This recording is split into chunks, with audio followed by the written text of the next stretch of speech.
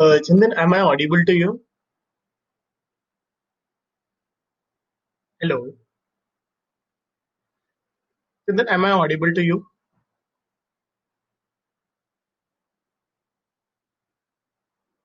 Would you able to hear me?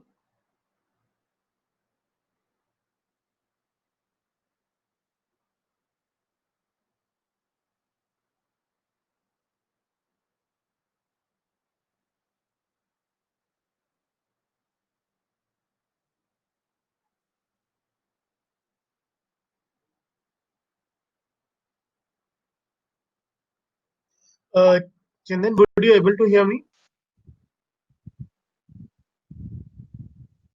Hello. Hello. Yeah, yeah. Would you able to hear me? Yeah, I can.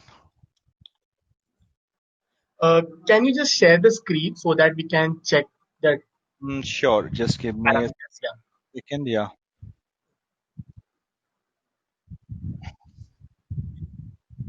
So you should be able to see the screen now. Yes.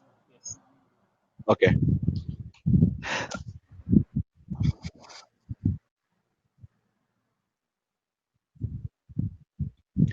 All right. So looks like we are good to go. Let's. I think we have about 15 minutes, 10 minutes. Yeah. Okay. And in case if you are facing any kind of tech issue during the session, Mm-hmm. then I will be letting you know. Okay. Okay. Okay. And in that case, you can rejoin as well. Okay. Okay. To troubleshoot the issue. Sure. Sure. We'll do that. So yeah, you can put yourself on mute and then we can start the session at 5. Sure. Done.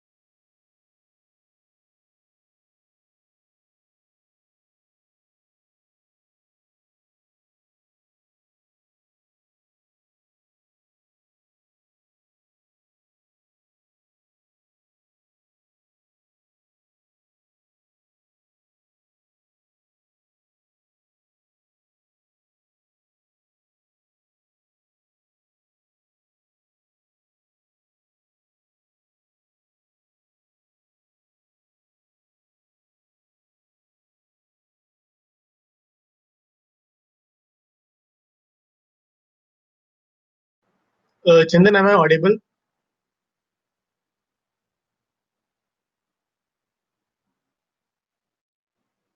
Hello.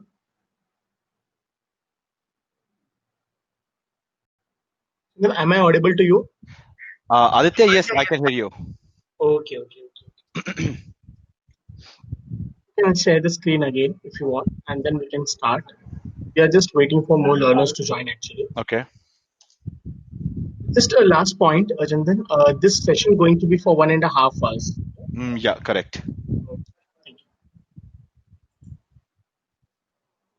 Very good evening, learners, and thank you for joining us for today's session. Myself, Aditya Prakash, and I will be moderating this session. The topic for today's session is content marketing, and the speaker for today's session is Mr. Chandan Singh. I request all the learners, if you have any doubt or query, you can post your doubts in a doubt section here on the platform. If any learner is facing any kind of audio or screen share issue, they might rejoin the session. If you're not able to see the screen, then you can rejoin the session again and just make sure you're giving access to the Chrome, the audio and the video access to the Chrome. Then you can see the screen.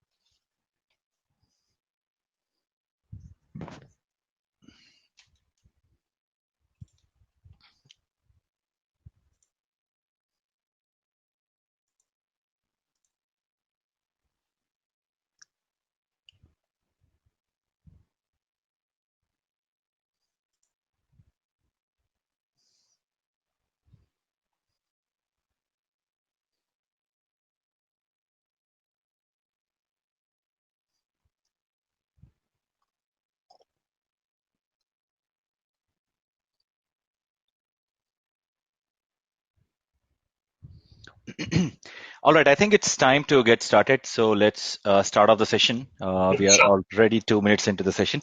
So once again, a very good evening to all the learners. This is a session on content marketing. And we had this session planned last week as well, but due to some technical issues, we could not complete it off. So once again, welcome back, everybody. Let's get started with talking about content marketing today. Now, this assumes that you have already gone through your content on, your modules on content marketing in your LMS, and you at least have a basic understanding of what content marketing is all about. And I'll basically start off, from that point on. So my name is Chandan, by the way, and I have been working as a digital marketer for over 15 years now. So 1.5 decades of kind of experience in this field. And I was working as the vice president for an IT company called ProProfs until last year. And since then, I basically quit my job to focus on a career as a consultant and as a corporate trainer. So I work with a lot of companies all across the country today. And I also take classes in the capacity of a visiting faculty with institutes like UpGrad right here. Yeah, that's pretty much about it. Let's get started with content marketing. So if you have spent any amount of time in the digital marketing field, or if you have been going through other websites on marketing and content, you have probably heard of the fact that content is king. And this is absolutely true when it comes to digital marketing. Content marketing is one of the best platforms, one of the best tools that you can use to grow your business.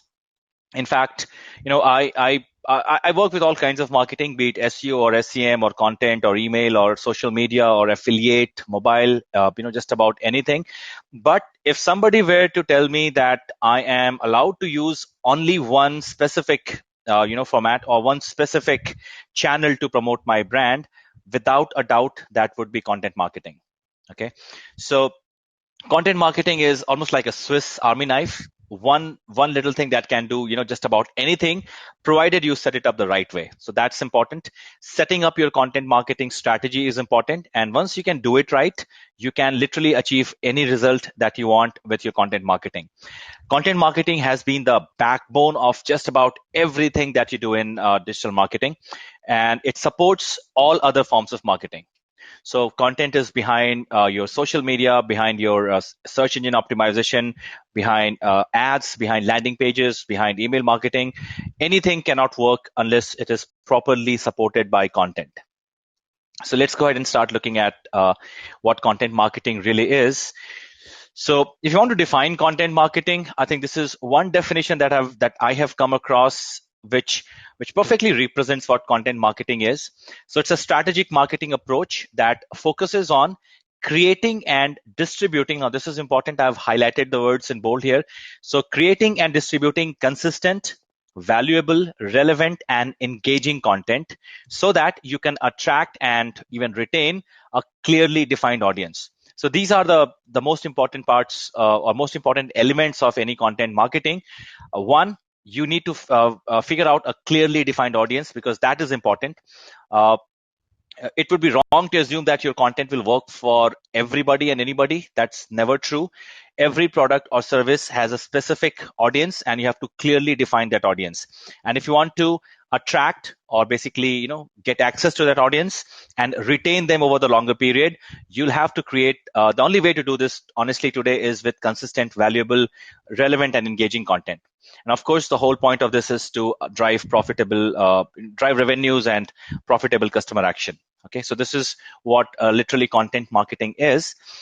And when you talk about content marketing, you cannot ignore the marketing funnel. I'm pretty sure all of you have gone through different forms of marketing funnel. If you look across the internet, or if you have been reading online, once again, you have probably come across the marketing funnel, which has multiple avatars. Actually, it starts to look different in different scenarios, but the basic idea is the same. You have to attract people, you have to keep them interested, you have to make them desire something, and then eventually you have to get them to take an action. So let's take an example right here to kind of prove that point. So I'm going to go to Photoshop just to use that as a drawing tool to take some notes as a whiteboard, to be honest. Let's go for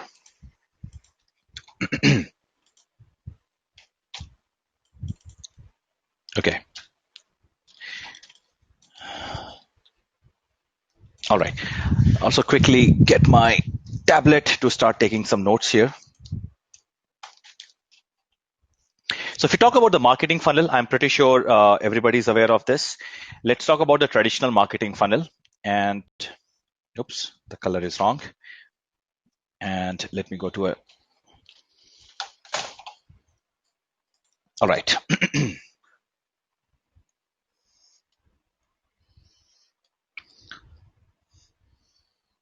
All right. So this is typically how the marketing funnel is going to look like. And it has got these 4 stages typically. So you got awareness, interest, you got desire, and you got action. Right? Typically, we call it the IDA rule. And you'll see different variations of this. In some funnels, you'll see more than these 4 steps. In some, there will be less, but more or less, they all pretty much boil down to this, where you make people aware of something, you make them interested in something, then you get them to desire something, and eventually they will take an action, right? So A marketing funnel is what each one of us goes through when we purchase something. So if you think about, let's say you're trying to, let's say, if you think about when you buy a mobile phone, for example, or for that matter, anything, the first thing is awareness, right? You need to be aware of the existence of a product or device, right? So, for example, I go to Facebook one day and I see an ad for, let's say, OnePlus 8 phone, for example. These days it's OnePlus 8 Pro, right? So I see an ad for OnePlus 8 Pro, and that basically brings me into the funnel immediately, because once I see this, I become aware of this, right? And awareness leads to interest. So if I see maybe a video of the phone, and I see that it looks like a really good phone, I might go to the next stage, which is interest, right? Once I'm interested into a phone, the next stage for me would be to actually desire that phone, right? So maybe by looking at different comparisons of this phone with other phones, I see that, okay, this phone really stands out, and that kind of pushes me into into a mode where I'm like, okay, this is a really good phone, I need it, right? So that puts me into the desire phase, and eventually that takes me to get an action. Once I desire something, only then I will take the action, which is in this case going to be buy, right? So this is typically how most funnels work, and content marketing is what you are going to use to support each of these actions. Okay, let me demonstrate this with a quick example. So I'm going to kind of delete all of this. So let's look at an example of how this whole thing works.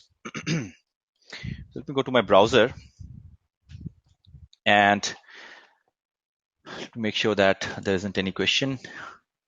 Okay, perfect.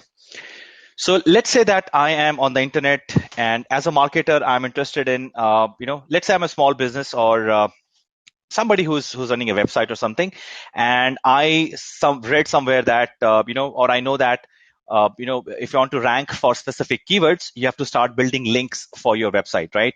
So when we talk about SEO, one of the biggest ranking factors is number of backlinks that comes to your website, right? So maybe this guy goes online and starts kind of searching for, let's say, best link building strategies for maybe 2020. Okay, so he looks at this, and then the first link he finds is from the site called Webris, and he clicks and open this in a new tab, and I can see basically all the different link building techniques that he has mentioned over here. And I go through all of them, and I'm like, okay, I see something called broken link building. I have no idea what broken link building is, right? So I can basically click on this to check more about this exact process. And I read about this, and I'm like, okay, this looks interesting. It looks pretty simple.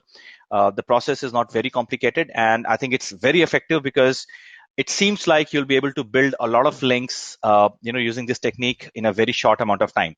But this is a very short explanation, and I really want to know in depth about how the broken link building process works, right? So I can copy this, and I can do another search for broken link building in SEO. Okay, so let's type in broken link building SEO and check for that. Now, I get a couple of links here talking about broken link building, the complete guide. This one says a complete guide as well. So let's check them out. So I'm going to open one of them, and then the other one, and then I start reading this article. Now, remember, so far I'm only searching for information, right? I'm not. I did not start the search with an aim to buy anything, but I'm basically just looking to solve a problem that I have, which is how to increase my ranking. So I basically read through this and start looking at whatever they're telling me, and this looks like a really, really nice in-depth report with lots of examples, lots of interesting stuff in here. So that's pretty interesting. And then as I go through, I read that in order for this method to work, you need a tool like Ahrefs or Moz. Okay, so I see Ahrefs and Moz mentioned here. So this is the awareness phase for me. I am suddenly becoming aware of a product or a tool.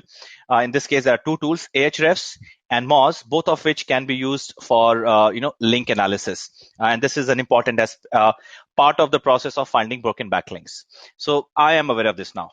Let's look at the second article which I opened, and this looks even more interesting. There are a lot of videos in here. I can check them out, and all looks good to me. And then as I go down, even this site, in fact, also talks about Ahrefs tool, the site explorer that they're talking about. I see that, okay, this is a wonderful method, but it does require a tool called Ahrefs Site Explorer, same tool that this site was also talking about. So let me now, I'm now into the interest phase now. More than awareness, I am interested now because I saw a couple of articles which are not just telling you, which are not asking you to buy a software. They're literally telling you how exactly this software is working and how it can benefit you. So I basically right click and open this in a new tab to check this particular tool out. I'm already in the interest phase, and then I see this little demo here. It says that I can, this is a paid software, and I can start off a trial for 7 days by paying $7 for this.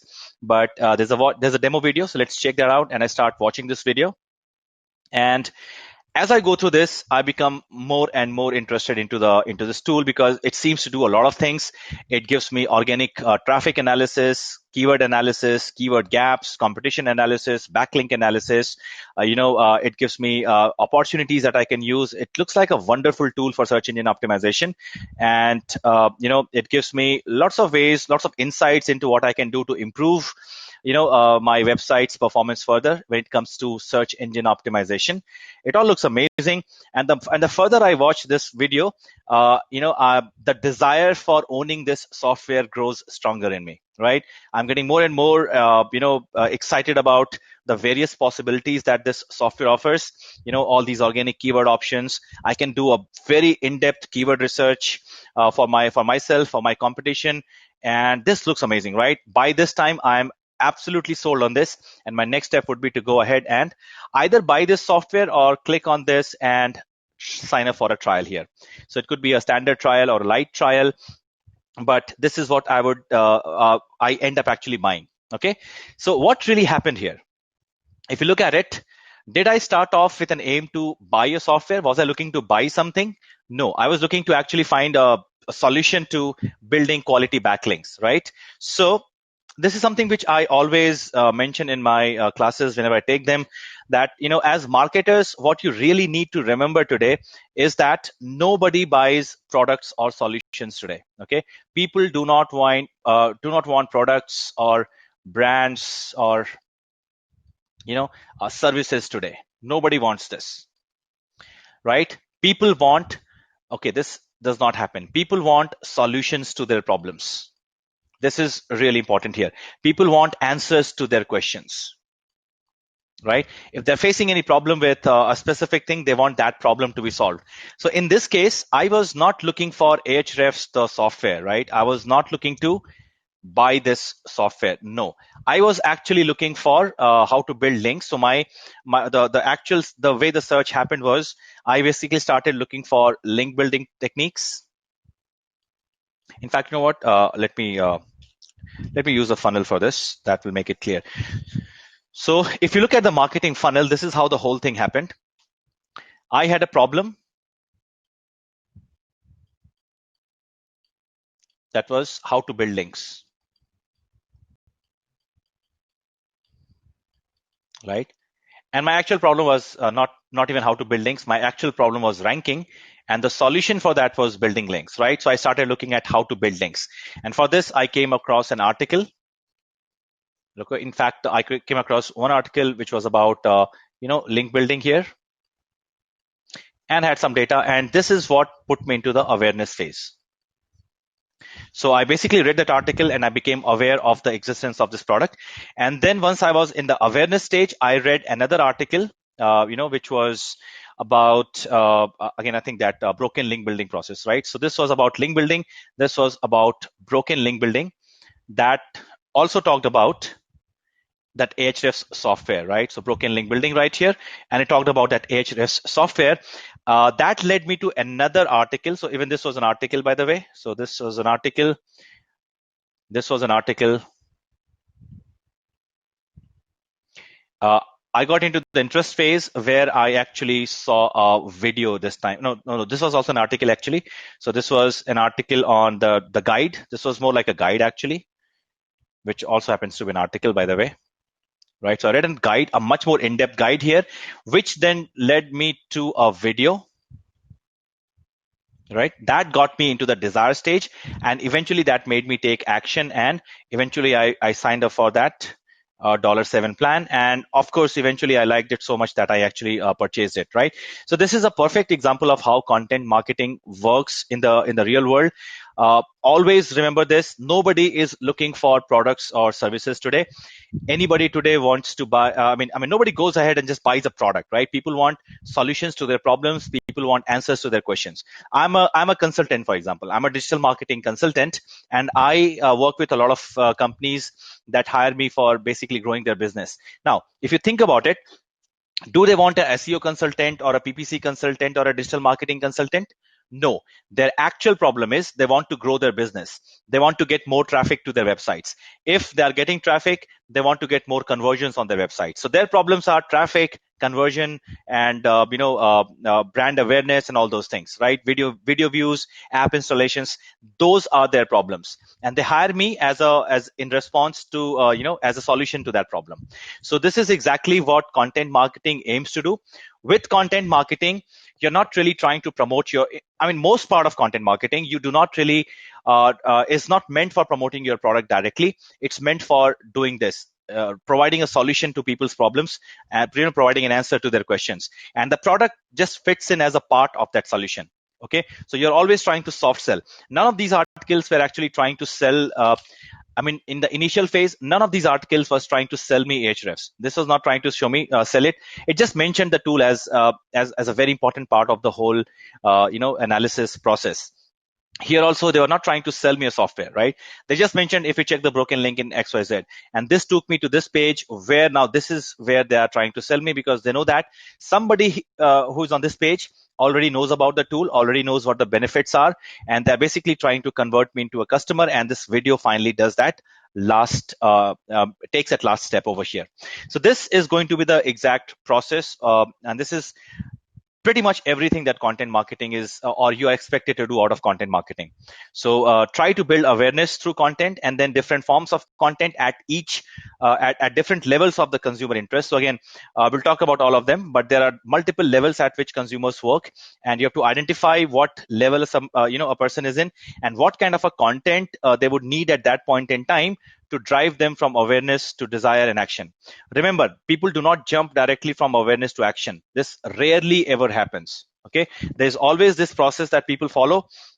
They go from awareness to interest. So if somebody is just aware, and if you try to kind of convince them to buy it at this point in time, this is not going to happen.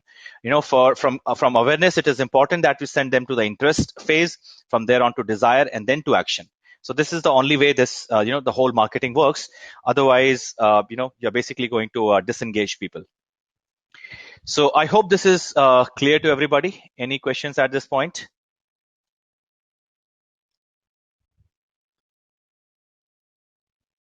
Gaurav says, can content strategy overlap? That's exactly what we are doing here, Gaurav. I mean, I just showed you with an example.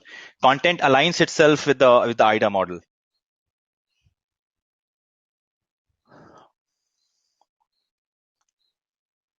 So again, I'm looking at the chat. Please use it to let me know if there is any question, or if everything is clear, just let me know. Just say yes.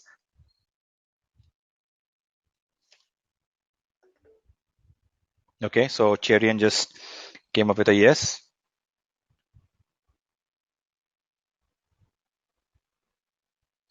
Okay, Gaurav as well. All right, so that looks like everything is clear. Let's move ahead.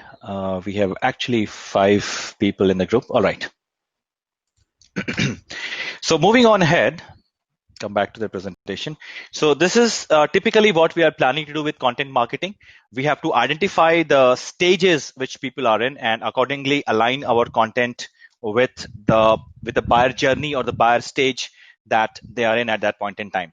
So instead of directly promoting your products or services, you basically work on providing truly relevant and valuable content to your prospects, and help them basically move down that marketing funnel. This is typically what we do. And at each stage, we'll of course be talking about different types of content. So marketing, any type of marketing is impossible without great content. So like I said a while ago, that content marketing is the backbone of just about everything that you do in digital marketing. Okay, so if you think about social media, for example, it solely depends on content marketing, right? What do you really do in social media? You're basically posting content, right? Your Facebook post or a Twitter post or a LinkedIn post, it basically revolves around content as well, right? So content marketing strategy comes before your social media strategy. Search engine optimization is heavily dependent on content marketing. In fact, I would say that SEO is actually kind of a part of content marketing now. A few years ago, I would have said the opposite. I would say SEO is a bigger umbrella and content marketing is a part of SEO. But over time, so much of emphasis has been put on content, and the fact that content is the king. Google has really ensured that good, high quality content ranks all the time.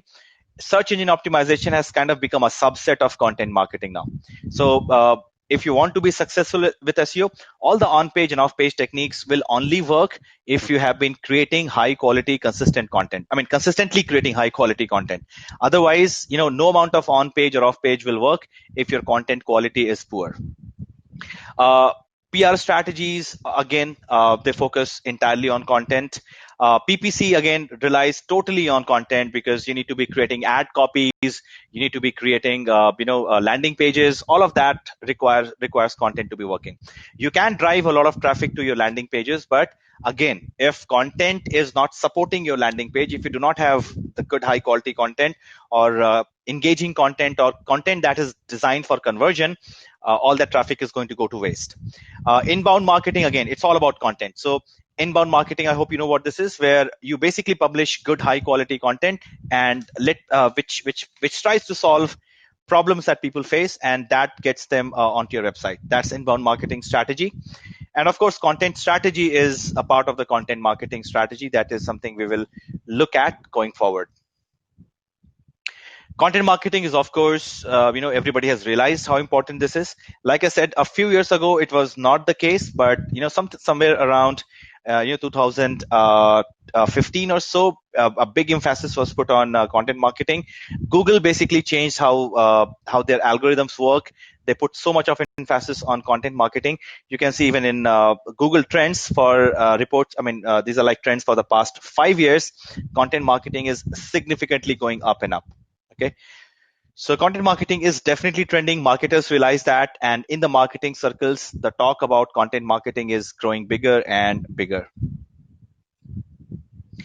So there are multiple benefits of content marketing. Of course, we can quickly take a look at that. So content gives something to talk about to your audiences. So when you create good content, audiences react to it, right? They either share it or they tell about it to somebody else. And this basically gives them something to talk about. You must be following lots of bloggers or maybe some bloggers or some marketers online, or maybe some companies even. Think about it. Why are you following them online? It's probably because they are consistently creating a really good high quality content. There are marketers that I personally follow to learn from them, and guys like Ryan Deiss, for example, or Ryan Stewart, for example, or this guy from Moz, Rand Fishkin, for example. I follow all these guys because they consistently create good high quality content that they share on their social media profiles. And this is why I love to follow them all the time, right? It gives me something. I know these guys because of their content marketing efforts. So, it helps create lots of awareness for your brand. And, that is something that everybody absolutely needs. So if you look at content marketing benefits, this is something very common that you would see. You can replace the upgrade with anybody else, but you would see this. Hey, did you see the awesome post on XYZ blog this morning? People do not know about it, and then you basically use that as part of a conversation to let people know that there is some awesome content available on a specific website. Okay, so you can check this out. Here's another one. It basically creates respect and admiration. When I read some great content written by somebody, that obviously makes me respect them and admire them, and most likely even follow them, right? So again, content basically allows people to create brand awareness in a much positive sense, where you can respect and admire such creators.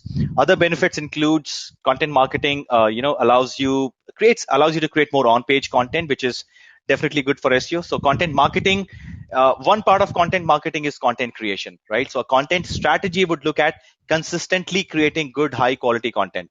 So when you're creating more content, you're basically creating more on-page optimization, abilities or chances, and which is absolutely good for SEO.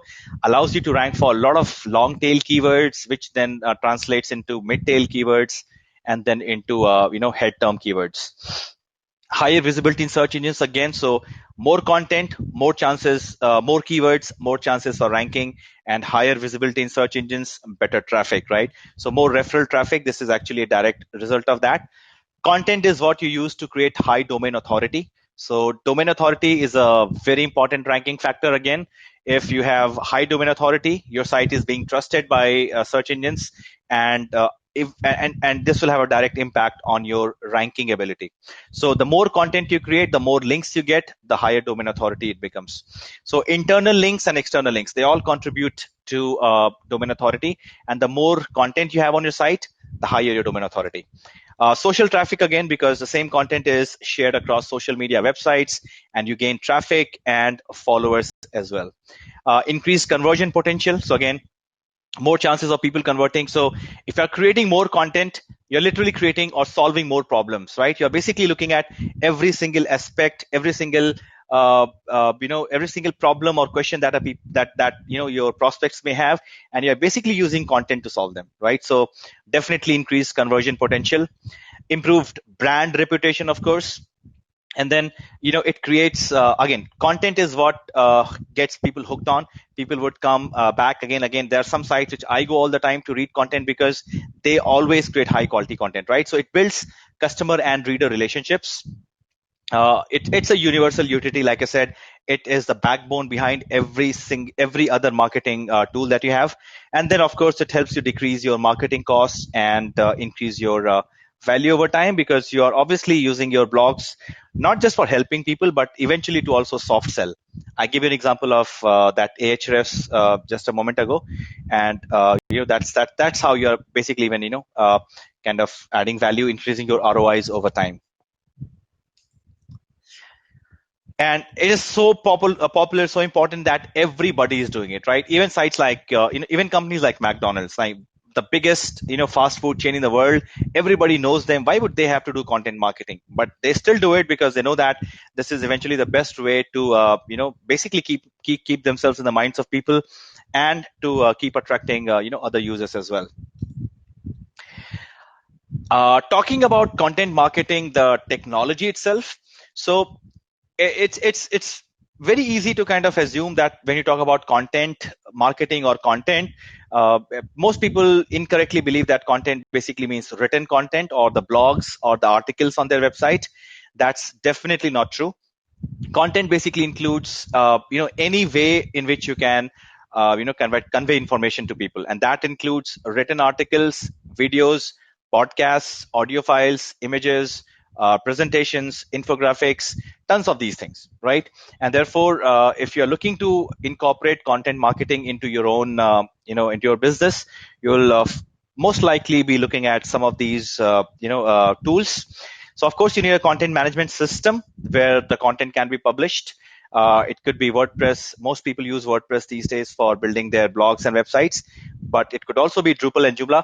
And when I say content management system, it's an owned content marketing system, right? I think most of you must be aware of this. What are the different types of media when it comes to marketing? I hope you guys remember this. The different mediums that you can use in marketing. Okay, so yeah, Gaurav responded quickly. Paid, earned, and owned media, not rented. Paid, earned, and owned media. I mean, rented hybrid, they would all basically follow in one of these three key mediums, but the main mediums would be paid, earned, and owned mediums. Right. So if I come back. So here, basically, I'm talking about own mediums, which are going to be your own websites. But content can also be published on, other mediums like social media, for example. That is also your own mediums, of course, if you have created those pages. But content can also be done across paid and shared mediums. Anyway, so that is a content management system.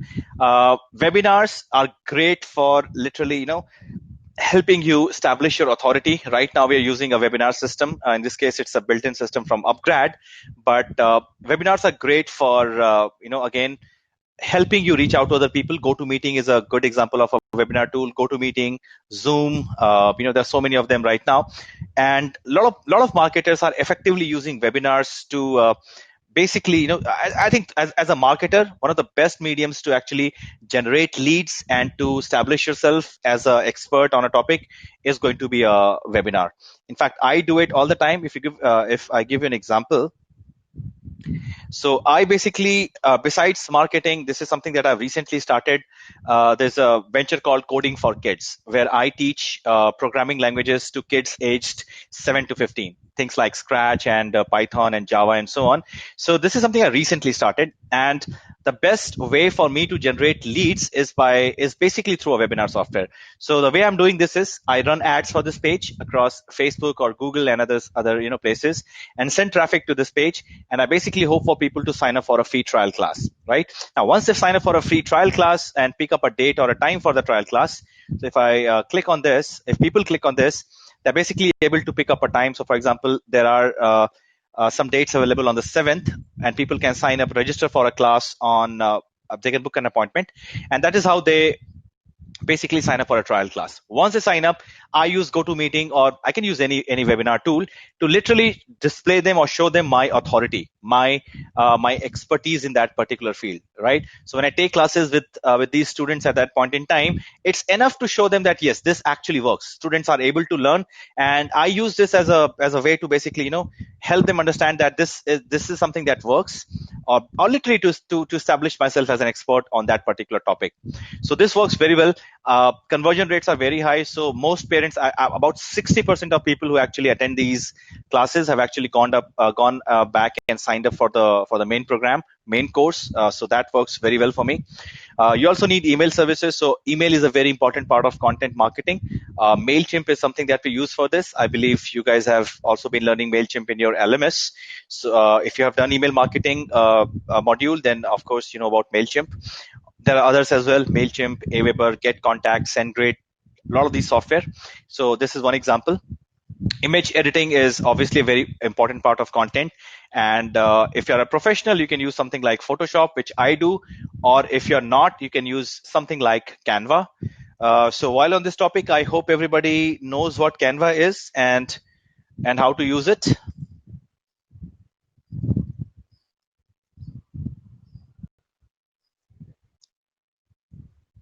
All right, so yes is from Sudhindra and Cherian.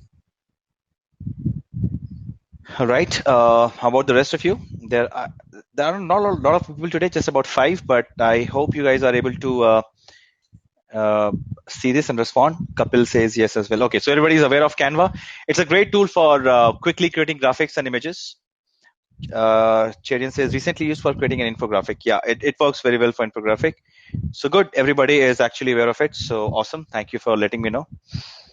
So yeah, Canva is good. Like I said, I actually use Photoshop because it works. I have more control with this. But Photoshop has a very steep learning curve, and Canva is simple, much more easy to use. Canva can be used. Microphone if you are recording videos or recording audios. So again, video and audio are one of the best content types to reach out to your audiences, the most engaging formats, and of course you need a good microphone for this. In fact, the picture that you see is the one which I use. In case you're wondering about it, this is a very good microphone, very good high quality, and creates studio quality sound if you're trying to record something. I'm not using it right now. I'm using a headphone right now, but this is what I use for all my video recordings and so on. Screencast software if you're trying to record your screen and create trying to create tutorials or something like this. Camtasia works very well for this. I do a lot of I record a lot of videos, on-screen videos showing people how to use something. Camtasia works great for that. And then of course we have sometimes, if you're trying to shoot videos, video cameras will be useful. So you don't necessarily need all of them, depending on what types of content you are trying to create. These are typically some of the most common technology pieces that you would require. All right, so let's now start focusing back on the marketing funnel. And like I said, your content marketing strategy will align yourself with each of the with each of the stages in marketing funnel. Now, for simplicity, we have or I have basically kind of set up the marketing funnel into just three stages: awareness, evaluation, and purchase. Right. So purchase is the action phase, of course, and in the evaluation is where you can include both interest and desire phases. So from the content point of view, these are typically the three stages that I clicked on it, that you would be interested in: awareness, evaluation, and purchase. And based on that, I have also kind of mentioned the different content formats that can be used, or the content types that can be used. So if you're generating awareness, a lot of things, content items or content formats like ebooks or white papers or content kits or tip sheets or a checklist or how to videos, educational webinars can be used. Evaluation is a much more serious phase where people definitely require much more detailed information about things, and that is where things like product webinars or case studies or trials or demos, these will actually work very, very well. And purchase is, of course, where you're basically trying to get somebody to purchase. So free trial, live demo. I just showed you the live demo of that Ahrefs tool, right? So these are used for basically creating desire inside of you. But the purchase level is where the final nail in the coffin, right? So this is like the last convincing that you need to give to the people. And for this, you can do live demos or consultation. Again, this does not mean that an ebook can only be used for awareness and cannot be used for evaluation or purchase.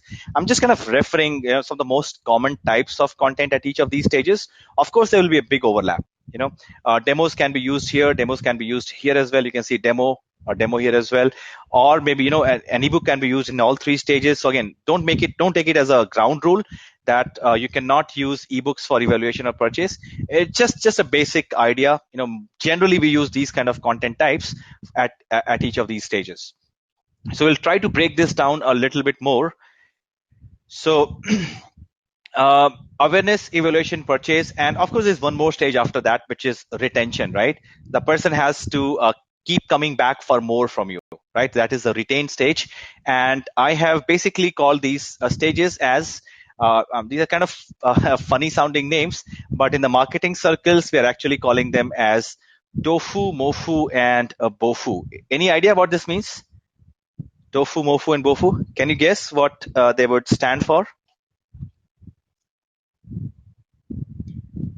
Oh yeah, so you got it, Gaurav, and I guess most of you know it. Perfect. So top of the funnel, middle of the funnel, bottom of the funnel, right?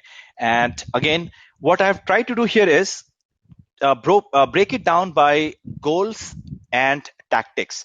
And as we go along, I also try to break this down into goal, tactics, and metrics as well. So what it really does is, for all of you, I think it's a very powerful kind of way to look at your content marketing, because what it does is it creates a way for you to start measuring the effectiveness of your content, right? So if you want to measure the success of your content marketing strategy, then first of all, you break down your efforts into awareness, evaluation, and purchase. And at each of the stages, you can set up specific goals for yourself. And if you have a goal, you'll of course have a metric as well, and of course you'll have a tactic as well, right? So basically, break this instead of looking at content marketing strategy as one solid piece of marketing strategy, break it down into stages like awareness, evaluation, purchase, and retention, and then break each of those individual phases with along goals, metrics, and tactics. And this will give you a perfect strategy, not just to keep track of everything, but also to see where you are failing and which ones are working and what is really being successful for you. So let's go down and we'll talk about all of these in detail one by one.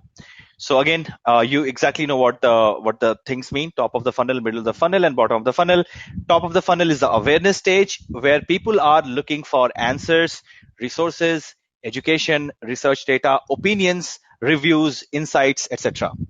Middle of the funnel is the evaluation stage, where people are doing heavy research on whether or not that product or service is a good fit for them. So by the time they reach the middle of the funnel stage, they know about your products, they're aware about it, but they're trying to see if this is better than the other. So I see an ad for OnePlus 8, I get interested, I'm aware of it, but when I'm in the middle of the funnel stage, I'm trying to evaluate if OnePlus 8 Pro is the right phone for me. I would do things like, OnePlus 8 Pro versus iPhone, I don't know what the recent version is, but iPhone 11 or 12 or something like that. Or OnePlus 8 Pro versus OnePlus 8, for example, or OnePlus 8 Pro versus XYZ. So I'm basically in the evaluation stage right now. Bottom of the funnel is the purchase stage, where I have kind of decided that, okay, this is the right tool or service or a model for me, and I need to buy it. But then what do I need to become a customer? Here there will be considerations like pricing. If it's a physical product like a mobile phone, I would be wondering where can I get it for the cheapest price, where can I get it the fastest, is it Amazon, is it Flipkart, or should I go directly to the store and buy it from there? All of those considerations. If it is a piece of software, I would need to think how exactly do I buy this, do I get a discount on it, or what's the onboarding going to be like, how am I going to use the software once I buy it, all of that, right? So if I am looking for, let's say, even something like a washing machine, for example, one location, I check this out in multiple stores. Let's say online, they're only going to ship it to me, but they're not going to install it at my home. But if I buy it from a store, I not only get somebody to deliver it to me, but somebody will come, install it for me, and then he will also give me a demo of that particular device, right? So all these are considerations which I will have at the bottom of the funnel that will let me decide which product or service to go after. Okay. So now let's look at all of these stages one by one. So let's look at the awareness phase, which is the top of the funnel. So again, I've broken them down, like I said, into goals, goals, the content types, so the tactics that you can use, and the metrics. So let's look at it one by one. So at the top of the funnel, your goals are, again, this is something that you can set for your organization also, and it helps you remain very, very organized. It helps you create long-term plans for your content also. So the goals at the awareness stage are going to be brand awareness, list building, engagement, and growing website traffic. Brand awareness is, of course, you want more and more people to know about your products and services. List building, again, we know that most people who come to your website or your own media for the first time, they're not going to convert straight away. So you ideally want to at least get their email addresses and then use email marketing or something like that to nurture them over time, right? So what I also should have mentioned when I was talking about the funnel is that people will drop out at each stage, right? So some people, after becoming aware, they would not go to the interest phase, but they will actually drop out. Some people will drop out at this stage. Some people will drop out at this stage.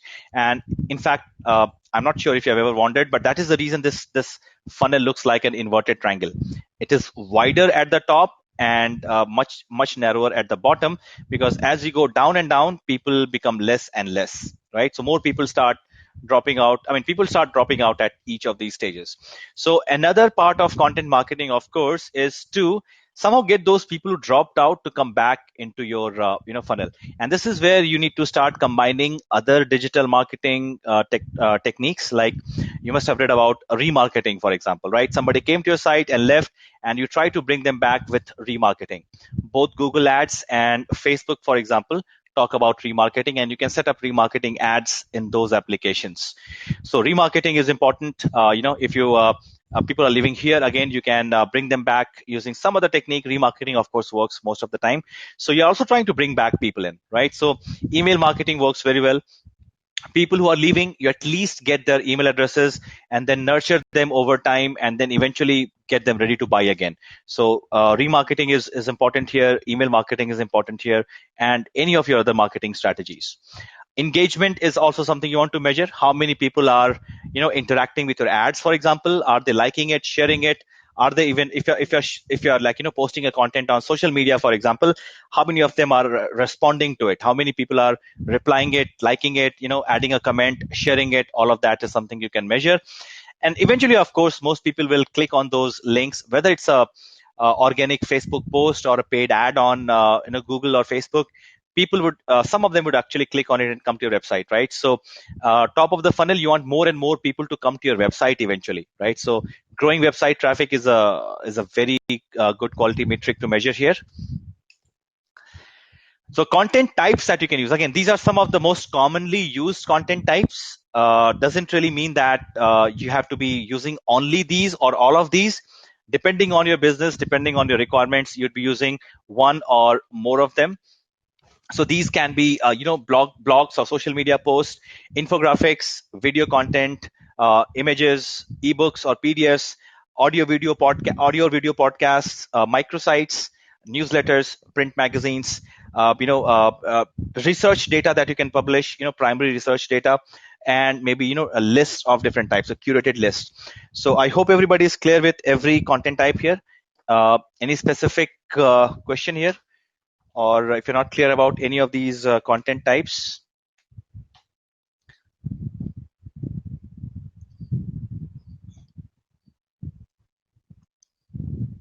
Okay, so all right, looks like everybody's good to go. Chandan, if you don't mind, can I take a mid-session poll for 30 seconds? Yeah, sure.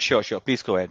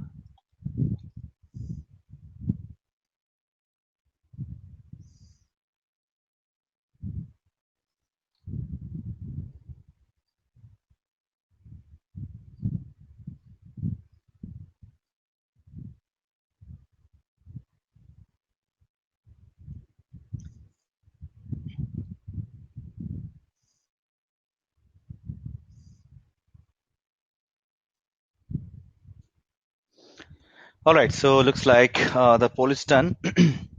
Gaurav has a question. What importance do podcasts hold for a B2B company? Even for a B2B company, a lot of people are actually using podcasts. It's not about the medium itself. It's like it's about what you are trying to do with that medium, right? So if you can, again, the concept is still the same, even if you talk about the B2B industry. Even businesses have their own problems, their own challenges. So if you feel that you can talk about those challenges or problems, you can resolve them with a podcast, it will definitely work. So it's not like with podcast work, it's the other way around. Is there a problem that you can solve with a podcast? If you think so, you can go ahead and do it.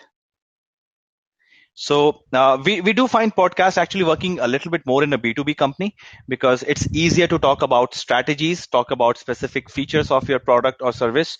I do a lot of podcasts. So for example, if I talk about my digital marketing consultancy, I'm a consultant, right? And I do, I basically work with businesses who are trying to solve problems like get more traffic, get more conversions and so on.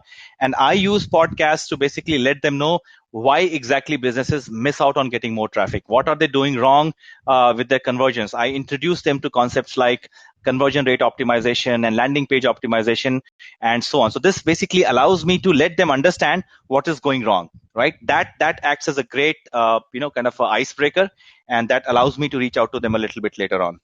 So B2B, podcasts work wonderfully well for B2B companies.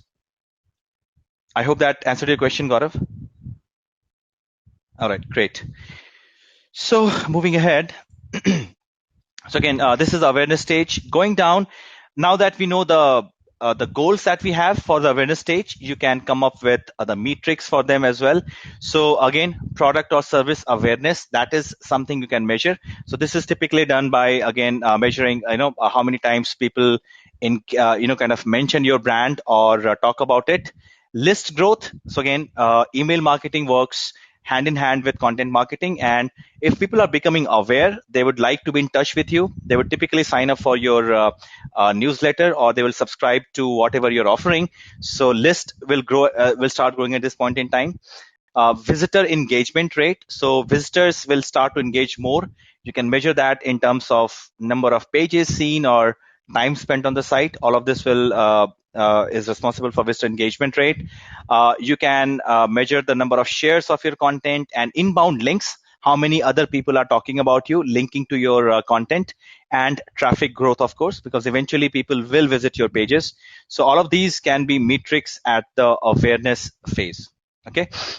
Here's an example of, not example, but there are some numbers here. So as per a study by Adweek, 81% of shoppers conduct online research before making a purchase. And these people are looking for information and answers, right? Which relates to a problem that points to a need for a product or service. So again, these people are not looking for a product or service. They are looking for information and answers that about a problem that eventually points back to the need for a product or service. Okay, so the need doesn't arise first. It's the requirement to look for a product for an answer to a problem. If you can do something like this in all of your marketing campaigns, trust me, this is exactly this is the best way to work with marketing like this. Here's a good example of how there's a company called Farmers Insurance. Now this is nothing to do with farmers. Their name is Farmers Insurance. I'm not sure if you have heard about them, but they and it's not an Indian company. It was for US, but they launched a series of 15-second videos, really funny videos, very entertaining videos, but they were also very educational, right? So content can be can solve multiple purposes. It can engage people while entertaining them, while also kind of educating them. So these small bits of videos were delightful, shareable. A lot of people love to share them, and educational, all roll into one. So here's a video. In fact, for some okay, it's working now. It wasn't working before. So if you, I'm not sure if this plays. Let's check it out. I'm not sure you're getting any sound out of it, but you can always go onto YouTube and search for Farmers Insurance videos. You'll find tons of them, and these are hilarious videos. But at the same time, they also talk about the importance of insurance at any time.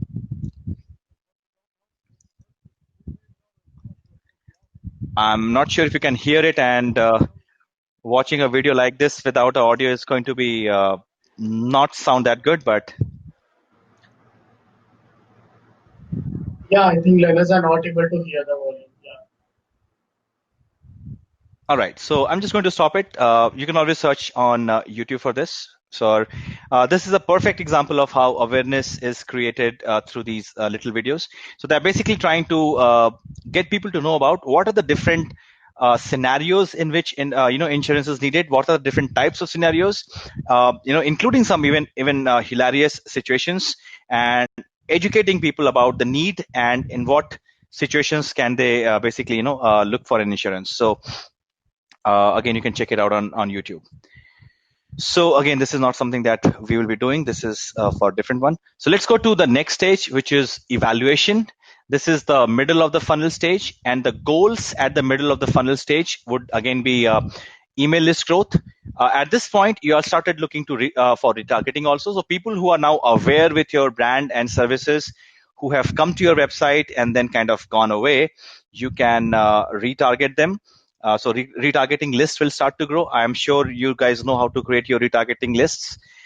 So just a quick question, because I've mentioned this a few times. I hope everybody's aware of what retargeting is and how do you set it up in, for example, Google Ads or Facebook. All right, so lots of yeses. So we have a pretty advanced audience here. Excellent, good to know that. So retargeting list will start to grow, and one of the metrics would be to measure how many people get added to the retargeting list. At this point, also initial customer queries will start to come in, because like I said, middle of the funnel is where the interest and the desire start to happen. And when there is interest, people will have questions, right? If I'm thinking about buying this phone, I will have questions like, does this phone do this? Can this phone play, this specific game? So all of these initial customer queries will start to happen.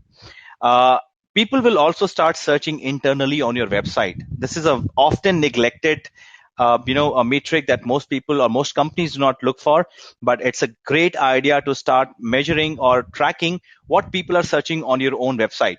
right? So maybe I became aware of your product or service, came to your website, but then I could not find the exact thing which I was looking for. So I would typically go to the search, the search button and try to search for it, right? And trust me, most companies who have this, who track this, can know what keywords were being searched for. I'm not sure if you have done this before, but if I quickly want to show this to you, in your analytics tools, you can basically set up internal queries. Have you guys finished your analytics classes? Again, just a quick question. All right, so analytics has been done, confirmed by Gaurav. And you guys know how to set up internal, searches on your website? Okay, Kapil says not yet. Anyway, so this will be done. So one thing that most people should set up right away is, once your Google Analytics account has been set up, you need to basically turn on the internal linking. So if you go to Google, Google Analytics, now this is for a brand new website which I actually set up today, so I will not find any data right now. But if you go to behavior section, you'll start seeing some of the data here. Site search is right here. So behavior, site search, and if I go to search terms, I will basically be able to see what are people searching on my own website. Now, this is a brand new site, and therefore there is nothing inside of it. I do not see any searches, but here it will tell me what are people searching for. Now, this is a very, very insightful piece of data. Why? Because that tells me that people are looking for something and they cannot find it. And that can happen because of two things. One, either I do not have that content, or two, I have that content, but it's somewhere hidden away and I am not able to find it. So if I switch to the demo data, again, you learn about this in your Google Analytics class. There's a demo account. And if I go to that demo account and look again at that same report, and let's look at a longer period. So let's look at, let's look at a very long period to see all kinds of searches. Right? So you can see that on this site, Google Merchandise Store, people have been searching for these keywords. There's the biggest search has been for Gopher. I'm not really sure what Gopher is, but this is the Google Merchandise Store. There must be some product or something like that. But it tells me that 98 searches happened for Gopher, which means that this is something important, and more people are searching for it. And either they cannot find it because it's not on the site, or it's hidden away. So if it's not on the site, maybe they need to create content around Gopher, or if it's there, maybe they need to kind of make it a little bit more obvious to people. So Ingress, Android, bags, movies, ski, stickers. This is, by the way, an e-commerce site. So people don't really search that much. This site is not in use that much. It's just a demo site. But you can see the benefit of having, search terms. And by the way, this is not enabled by default. You'll have to actually enable it. So again, if you have done Google Analytics, you'll know how to do this. If not, just wait until that class is covered for you. But typically, to set up an internal site search, you go to admin, and inside of your, I think it's believe inside of view settings, there's something called site search tracking. Excuse me. You have to basically turn this on right here. So turn the site search tracking on, and that is how it works. That's all you need to do. It's extremely simple. Okay, so this will allow you to start, and most websites, even if you have a WordPress based website, it will have a search option there. Most CMSs include a default search option, search box on the site. So anywhere you go to, people typically have a search. I don't see a search here, but this is again not a very detailed site. Go to Ahrefs, for example. Ahrefs. Again, I don't see a search option, because this is anyway just one site with basically just one kind of a product. But most sites have a search option, and you can start searching for what people are looking for. So this is a really good option. Make sure that it is kind of enabled. So you do this from Google Analytics like this. So yeah, increase in internal website searches. And this should be a guide for you as to what content should be created or should be kind of prioritized. People will also start subscribing to your blogs at this point in time. So again, if you're doing proper content marketing with good high quality content, people will definitely start subscribing to the blog as well. So this is one other goal that you can have. The content types that you can use in the evaluation stage is, are some of these. These are a bit more advanced pieces of content.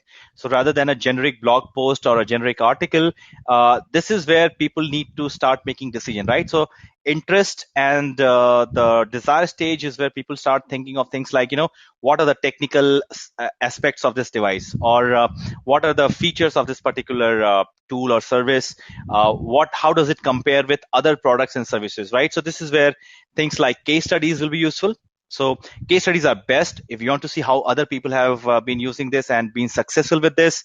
Advanced ebooks, cheat sheets, white papers, quizzes to understand people's requirements, and then quizzes work very, very well. It's a very, very important part of most marketing funnels today. White papers, I think I've repeated that a couple of times. Templates, swipe files, resource lists. So these are all different content types.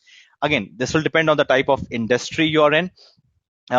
Since I'm into marketing, I basically try to try to show my influence using templates, right? So I offer a lot of templates to people, things like content marketing template, for example. I offer things like site audit template to people for free. I give them things like content calendar for free, or a social media calendar for free, customer avatar template for free. So I create all of these templates to help people see how effective marketing can be with those things, and also to obviously kind of establish myself as an expert on the topic. Swipe files are basically ready-made, content items that people can use in their campaigns. For example, I have a swipe file that contains exciting headlines for blogs, right? So I've created a list of very, very exciting sounding headlines that people can use as their blog headlines. Just change a few things, make it a little bit more specific to you, and you can start using it. So there can be swipe files for headlines, swipe files for email subject lines that grab attention, all of those things. Resource lists, again, you find a lot of resource lists online, top 10 SEO tools, for example, top 10 content marketing tools, and so on. So all of these types of content help you basically help people in the evaluation stage move on to the next one. So we know the goals, we know the content types at the middle of the funnel stage. And then we have got, where are the metrics? Yeah, these are this is top of the funnel, evaluation. I think I missed something. One second. Awareness, evaluation goals, evaluation types. Okay, I think this is wrong. This should be middle. There's a typo here. Let me actually fix this. That's what confused me. Middle of the funnel. So the metrics that you would want to measure at this point in time would be things like a number of marketing qualified leads now, because now you're getting serious leads, people who are filling up forms, people who are asking specific questions. So these are marketing qualified leads. Retargeting list will again continue to grow at this point. You also have a big list of email addresses by now. You have been trying to send them emails as well, trying to nurture them over email. So email and newsletter open rates, click-through rates, all of this will be important point of your middle of the funnel metrics. So if they are interested and if they are showing desire, what will happen once you send them an email is that they will open those emails, most likely even click on the links within those emails, and that is a number that you can keep track of. So that's the evaluation stage. Again, evaluation is most likely the most critical point of your buyer's journey, because this is where all those prospects and to-be customers or future customers start to evaluate you while eliminating any solutions that aren't a good fit. Now, this is a point where you don't want to get eliminated, right? So if you are nurturing these leads over time, nurturing leads produces on an average 20% lift in sales opportunity. So if you combine content marketing at this point with email marketing with content marketing, you would definitely get much better results at this stage. So an example is of DocuSign, which does a terrific job with their email marketing content by delivering timely and targeted expert content to an audience that helps them build engagement, leading up to a final call to action that basically spurs them into taking an action at the bottom of the funnel. So if you have not seen this, go to DocuSign, sign up, just check their products, enter your sign up for their newsletter box, and you see the kind of nurturing that they do. I love the way they nurture, customers, and eventually helping them to take action. This is a very good example. So just search for DocuSign and sign up for their subscription. You'll see on their site a subscription box and see how exactly this works. Here's another example of evaluation where, this is from ModCloth. Got this as an example on my email. I think this is a perfect example of how, how you can basically, reach out to people who are into the evaluation stage. Next, okay, ignore the case study. Next up is the bottom of the funnel, which is the BOFU stage, and this is where the purchase happens.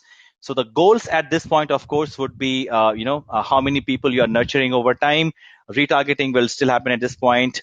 Maximizing the immediate customer values, increase retention, increase buyer frequency. So again, I'm sure you understand all of these topics.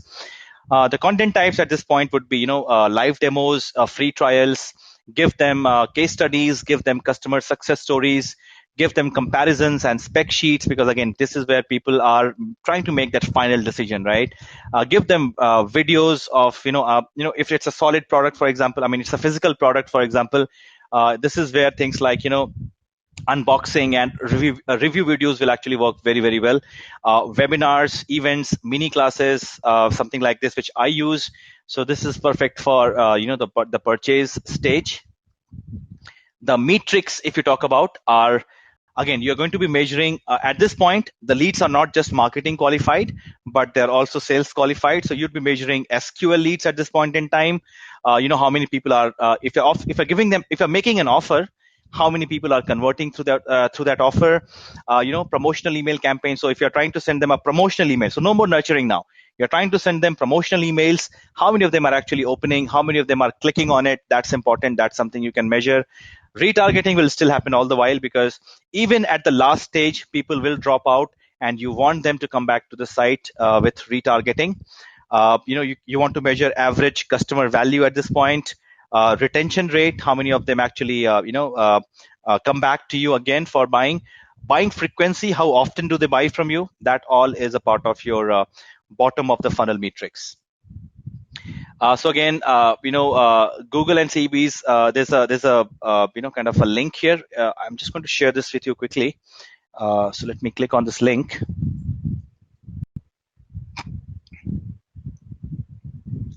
Oops, looks like the link is dead. It doesn't work anymore.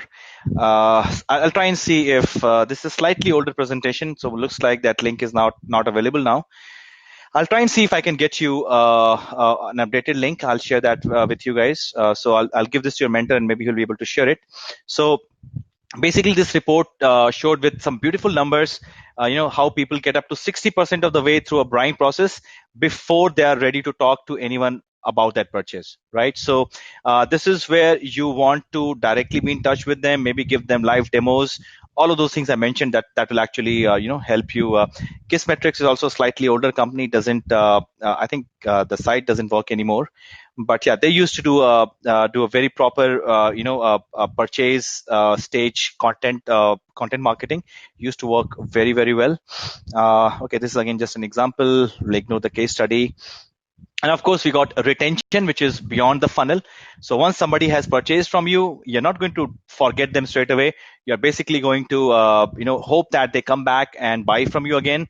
So the goals of this stage are to basically create customer advocacy, where they're so happy with your product and service that they start talking about it to their friends and services. Retention of existing customers. So if it's let's say, a monthly payment system, so where instead of signing up for a whole 1 month of service, they go for a monthly service, then you have to make sure that they keep they keep working with you month on month. So all of that is a part of your retention stage. Again, the best way to increase retention is to offer them all the help that they need in the initial phases. Help them be successful with your product or service. Support them, onboard them. Onboarding is again how to start using their specific product and service. Give them live demos, give them tools, give them techniques, give them articles that allow them to be successful with your product and service.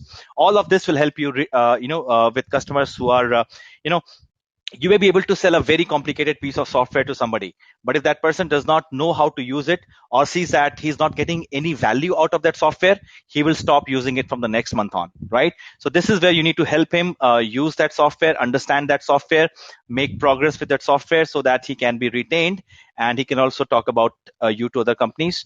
So different customer types, again, help documentation works excellent for these cases.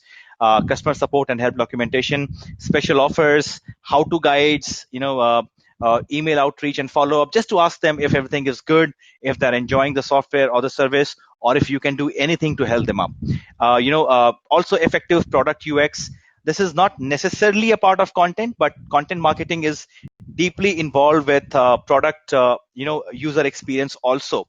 So what should the button be called, what should the menus be called, including tool tips that explain clearly to people how, or instead of using a lot of jargon, if you leave the developers to basically create a user experience or user interface, they will end up using all sorts of technical jargon which normal people will not understand.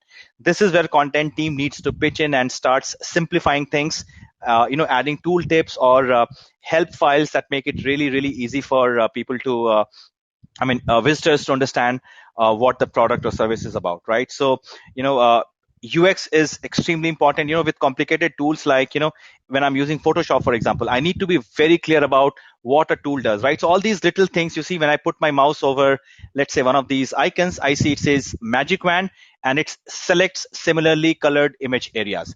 A simple and easy way to understand exactly what this tool does, right?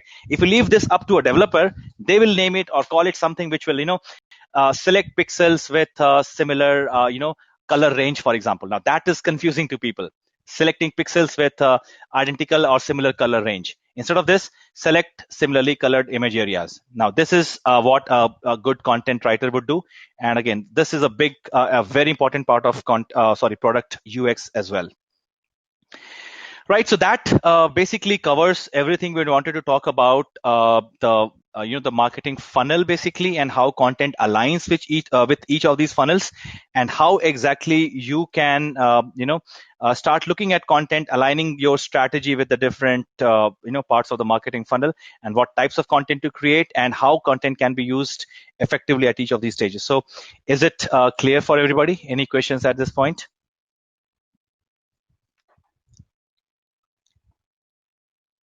Cherian says how to use content comes exactly. That's exactly where content is also used.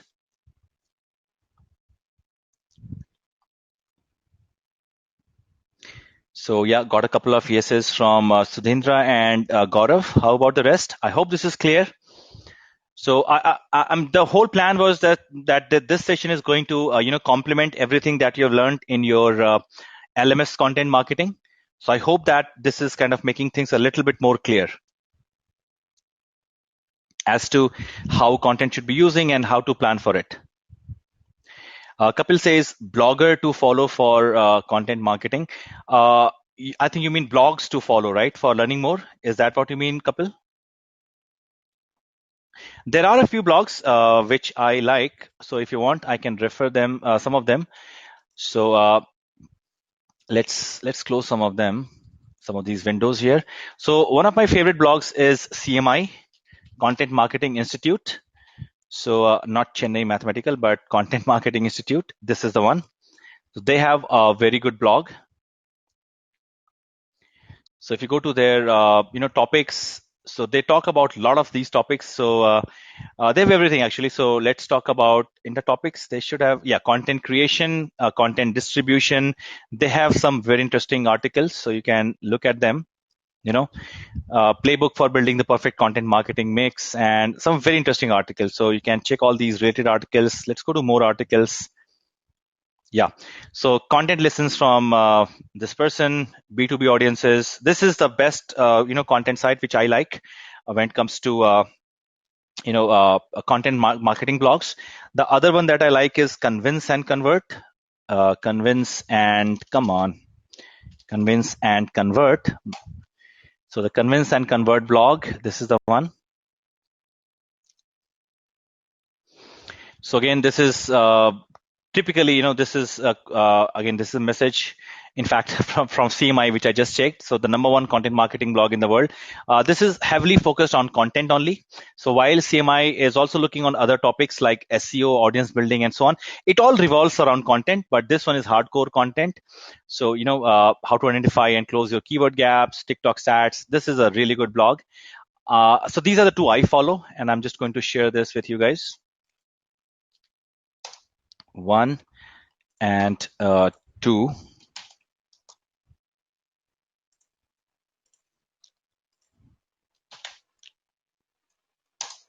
All right.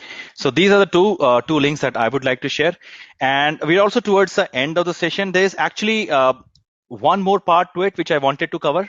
But I think we'll have to do it in another session because I would need at least another hour to talk about it. So I've basically split this whole section, the whole presentation into two parts. One, understanding content from the point of view of a funnel and all the different types of funnels. And the second one was a little bit about creating a content marketing strategy. Now, this is kind of similar to what you have in your LMS as well, but it kind of takes it to a slightly next stage. And I would request with the mentors that you have so that they can arrange one more session so that we can complete the entire content marketing part. It's not possible to cover both content marketing principles and content marketing strategy and framework in just a single 1.5 hour class. So I think this is where I will stop for today, and hopefully we'll have another class maybe in the next week or so. So at this point, we still have about 10 minutes. So any questions you have, I'll be happy to respond to them. Hopefully, and I hope that the session has been useful in terms of, kind of understanding the ideas or taking it to the next stage. I definitely want to talk also about content strategy and content distribution. These two are important. Probably another 1.5 hour class for this, and that will kind of complete everything that you should know about content marketing. So there's a feedback. Let's wait for that.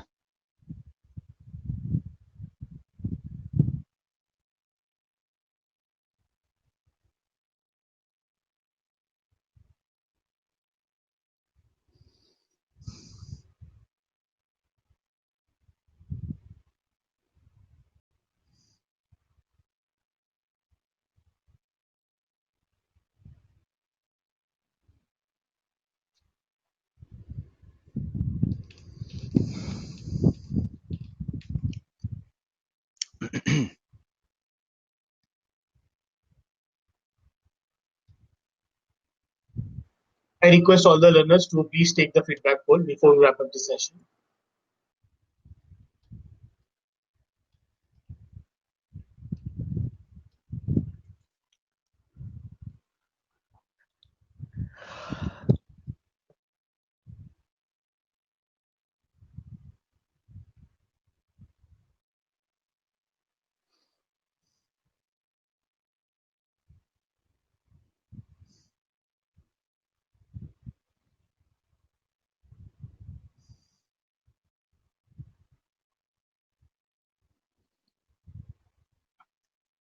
Right, so still waiting for the feedback window to go away, and then we can resume. All right, it's gone. So yeah, so that's it, guys. Like I said, if you have any other questions, you can basically reach out to me. If you have anything additional, if you want an opinion or something, you can still connect with me. I would love to share my LinkedIn profile with you in case you are interested. So you can connect with me on LinkedIn for not for questions like what is content marketing or how to do something, but if you need an opinion or an advice on something, I would be more than available, happy to reach out. So this is the link. I'm sending this in the chat. Feel free to connect with me for any specific question. And yes, do make sure to have a word with your mentors and ask them for one more session where I can go ahead to the next part and wrap that as well. So another 1.5 hour session should be able, because we are doing sort of a deep dive. It's not possible to cover both the parts of content marketing. So one part is of course content creation, the other is content distribution. So we need kind of at least 3 hours for this. So hopefully we can have a session on this again. There's a question from Cherian. Many face-to-face interactions with customers have come to a halt due to COVID. How do you see companies responding to the challenge using content marketing? Any changes in the way? Cherian, I have actually conducted a couple of sessions on the changes that COVID has brought in with respect to digital marketing. And to be honest, digital marketing has always been about no interaction, right? When you talk about digital marketing, it doesn't include face-to-face interactions at all. So most companies are actually, digital marketing actually suits the COVID period very well because it, what does the COVID require? No social distancing, right? Digital marketing does not require any physical connection at all. It's all about doing it online. So what I've really seen is a lot of these companies are moving over to the online medium now and taking up different channels. I'll give an example. Pantaloons, for example. So Aditya Birla's company Pantaloons, they were not very focused on digital marketing up to this point. So their main focus was to get people to their stores. But now with this COVID problem, they know that more and more people are shopping online, and it will take a long time before people start visiting the stores again, right? So they are they're very fervently looking for getting online now. In fact, I have a training session with them next week, starting next week, where I'm actually going to train their team on updating themselves and evolving with this to this current scenario. So digital marketing works very, very well. Most companies are actually realizing this, and everything in digital marketing works in tune with what COVID requires. No physical interaction. It's very flexible. It's highly measurable. All of these things make digital marketing the best way for the best tool for any marketer. So more and more people who were not using digital marketing before, like traders or realtors who focused on retailers, for example, who were focusing on brick and mortar shops, even they are now shifting online. So as face-to-face interactions stop, businesses have only other option, and new channels like email marketing has started working very well. So one of my biggest focuses with Aditya Birla's Pantaloon would be on email marketing and providing customer support through chat, where we are going to talk about things like building chatbots, connecting chatbots with their Facebook Messenger and other messaging applications. Email marketing is great because it does not require face-to-face interaction, but you can still talk to them one-on-one and still be very, very customized. So email marketing is another option that they're looking at. So I hope that answers the question. And yes, we do need one more session. Hopefully, I hope this session was useful, you guys. I know it's a long, theoretical session, but that's what content marketing is. You have to talk, about the concepts and so on. So I hope I was able to add some value. And yeah, that's it for now. Let's hope to connect sometime in the future. Until then, take care and be safe. And yeah, that's it for now. Thank you very much. Thank you very much. And thank you, learners, for joining this session. Thanks a lot. Yeah. Thank you, guys. Bye-bye.